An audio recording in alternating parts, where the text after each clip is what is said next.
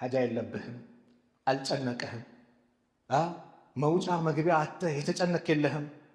ልጅ ፈልገህ ረጅም ዓመት ያጣ የለህም። ትዳር ፈልገህ ያልተሳካልህ የለህም። የሁላችንም ሐጃ ብዙ ነው። ታዲያ ኸይሩ ዱዓኢ ዱዓኡ የውም ዓረፋ፣ ከዱዓዎች ሁሉ በላጩ ዱዓ የዓረፋ ቀን የሚደረግ ዱዓ ነው። እጅህን አንሳ። የማያሳፍር ጌታ ነው ያለህ።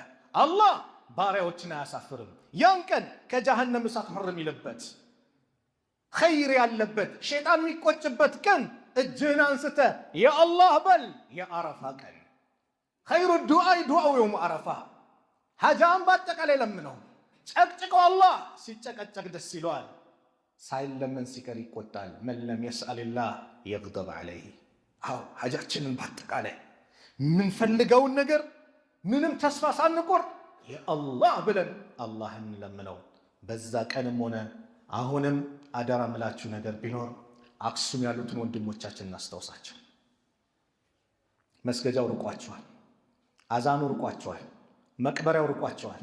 ስንት ሳምንታት ጁማዓ ከሰገዱ የተከራዩበት ቤት እንደ መስጊድ የሚጠቀሙበት ታሽጎባቸው እንዳይሰባሰቡ ዛቻ፣ ማስጠንቀቂያ፣ ማስፈራሪያ በየጊዜው። አምባገነኖች ወላሂ እንደዚህ እንደሆኑ አይቀጥሉ። እኛ ዱዓ እናደርግም እንዴ? ለወንድሞቻችን ዱዓ እናደርግም? ያ ረብ ወንድሞቻችን አላህ ይርዳቸው፣ የበላይ አላህ ያርጋቸው፣ ከጠላቶቻቸው እጅ አላህ ነፃ አላህ ያውጣቸው፣ ጠላቶቻቸውን አላህ ያዋርድላቸው፣ ያማረውን መስጂድ አላህ ይለግሳቸው። አዎ በዚህ መልኩ የአላህ ብለን ወንድሞቻችንን በማሰብ የአላህ ብለን ፊሊስጤም ያሉት ገዛ ላይ ያሉት እነዛ የተራቡት ህፃናትን እያስታወስን ዱዓ የምናደርግበት ቀን ነው። ሙስተዒድ ነን? የውሙ ዓረፋ፣ ዓረፋ ላይ ያሉ ሰዎች ጾም አይጾሙ። ለምን? ዒባዳ ላይ ናቸው። ስለዚህ ለኛስ አላህ ጾምን ለገሰ።